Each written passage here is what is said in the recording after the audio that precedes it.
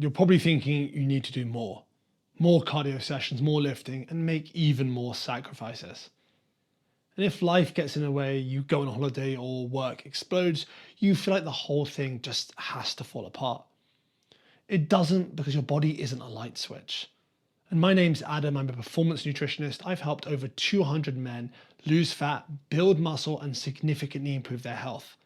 Most of these men were significantly short on time. Several years ago, when I was working in recruitment, I was working 16-hour days, 6 weeks straight. We had a bunch of new roles across the states that needed filling. I'd eat dinner at the office, get home, fall asleep, and do it again. Training went from 4 to 5 sessions a week down to 2. And I didn't cut back because I'd read the research. I had no choice. But what surprised me was nothing fell apart. I didn't lose muscle. I didn't gain excess fat. But when things settled and I got back to proper rhythm, I was almost exactly where I'd left off. And that period also taught me what the research consistently shows. Your body doesn't think of it in terms of optimal. It thinks in terms of thresholds. Every week it's asking one question. Did we do enough that keeping this muscle is necessary? If yes, it holds on to it. If no, it starts letting go of it. That's it. You cross the threshold, the signal fires, and everything beyond that is just recovery debt. Trained men can maintain strength and muscle for months on a single strength training session per week, provided the effort is high enough.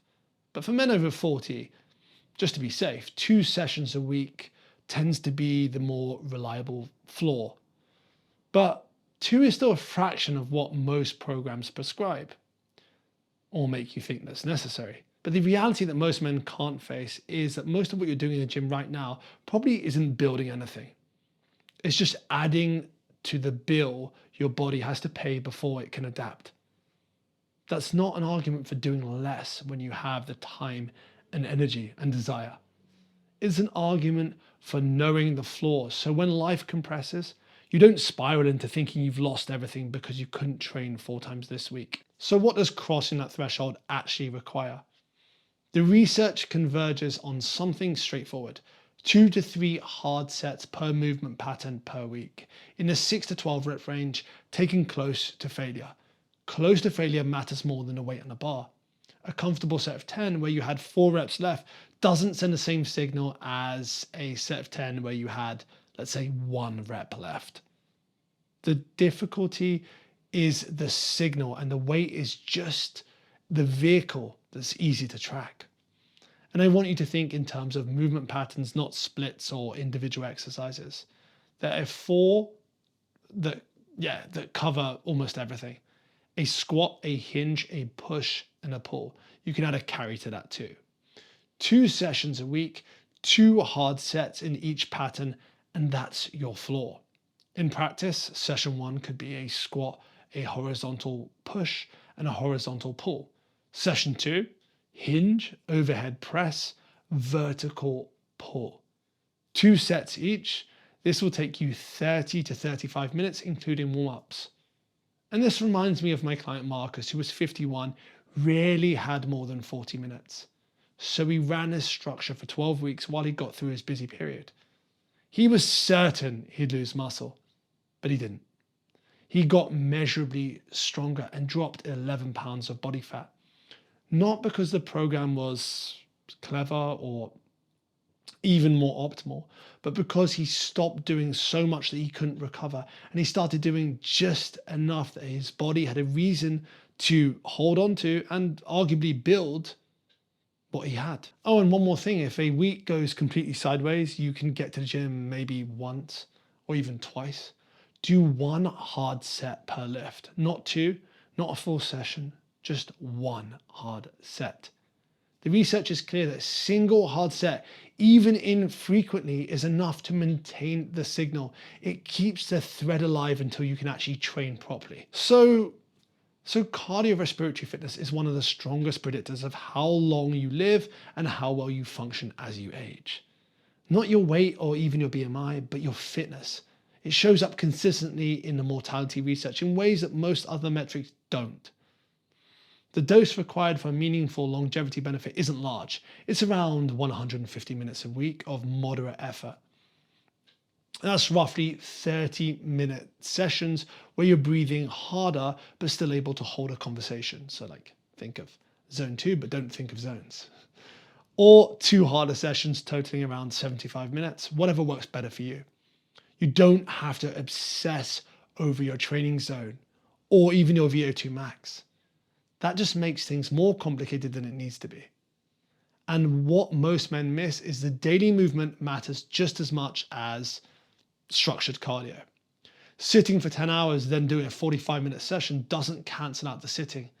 The research on step count is really interesting. It shows that an additional 1,000 steps per day is associated with a real reduction in cardiovascular risk, starting from as few as 2,500, let's say. The benefit keeps climbing up till around 8,000. Now your practical floor is 7,000 to 8,000 steps most days. 2 or even 3 30-minute moderate cardio sessions per week. And that combination covers the longevity threshold without requiring you to become a runner or some biohacker or just structure your whole week around it. If you're already doing 2 strength training sessions and hitting your steps, you're probably needing less cardio than you think, because the overlap is a lot bigger than most people realize and like to tell you. So everything so far has been about doing less than you currently are. This section is the exception. The government's recommended daily allowance for protein. That's around 0.36 grams per pound of your body weight per day. And that's the amount to avoid deficiency. It's not the amount you need to maintain muscle, stay lean, or age well. We have to remember those are different targets entirely, and confusing them is a mistake that a lot of men over 40 are making, because that's the type of nutrition advice that doctors give. Sorry, had to say it. There's worse stuff, but that is consistently the advice a lot of people are getting from doctors.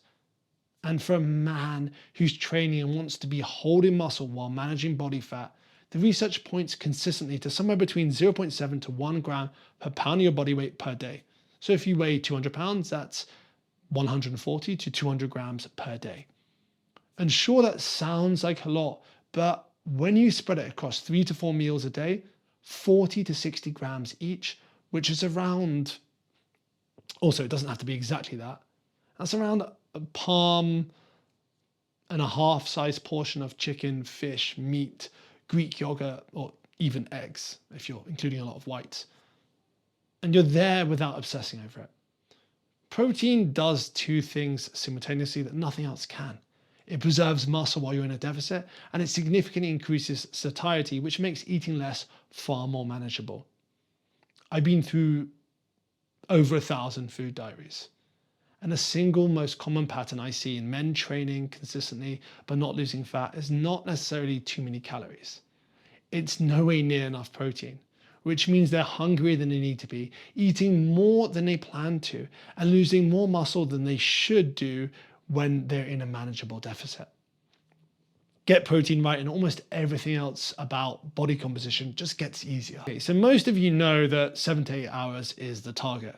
That's optimal. That's where your appetite hormones regulate properly and you can recover from training. Your blood sugar level stays stable and your body composition can trend in the right direction a bit more easy. If you're consistently getting 6 hours by choice, that's obviously worth changing before you adjust anything else.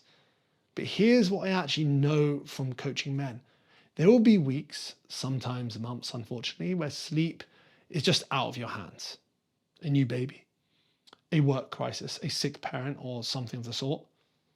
During my 16-hour work period, I was running on 5 hours sleep most nights. That was just a reality.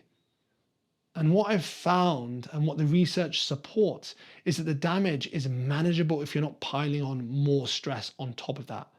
Those periods are not the time for adding a new training program, cutting calories aggressively, or maybe even cutting. or attempting anything that requires significant recovery. Keep the sleep as consistent as you can. Then keep the sessions short and hard. Eat enough protein and walk when you can. The goal in this period is probably going to be maintenance. It's not progress. Avoiding that step back. You want to hold the thread. And what most fitness influencers miss out is you can hold it on less sleep than you'd like if you're not simultaneously asking your body to absorb a heavy training load and a steep calorie deficit. Then, when life opens back up, the results come back. Okay, so here's what this can look like in a typical week, your minimum effective dose. 2 training sessions, 30 to 35 minutes each, 4 movement patterns, 2 hard sets each, close to failure. That's your signal. Well, your muscle signal. Then 7,000 to 8,000 steps per day, 2 or 3 30-minute moderate cardio sessions. That's your cardiovascular floor. At least 0.7 grams of protein per pound of your body weight spread across 3 to 4 meals. 7 to 8 hours sleep a night most nights. And when that's not possible, keep training short, keep protein up, and don't pile on more pressure to a ready, compressed situation. That's it. That's a minimum effective dose for a man over 40 who wants to hold muscle, manage body fat, and be in generally good health a decade from now. Those 6 weeks I spent working those hours, they don't worry me when I look back at the time they did. Not because I was doing everything perfectly, but because I understood that fitness isn't all or nothing. The threshold was still being crossed, the protein was still going in, and the body held. When you know the floor, you stop feeling like you're failing every time life doesn't allow you to do more than the floor. And if you enjoyed this video, hit subscribe and watch this video next. I'll see you there.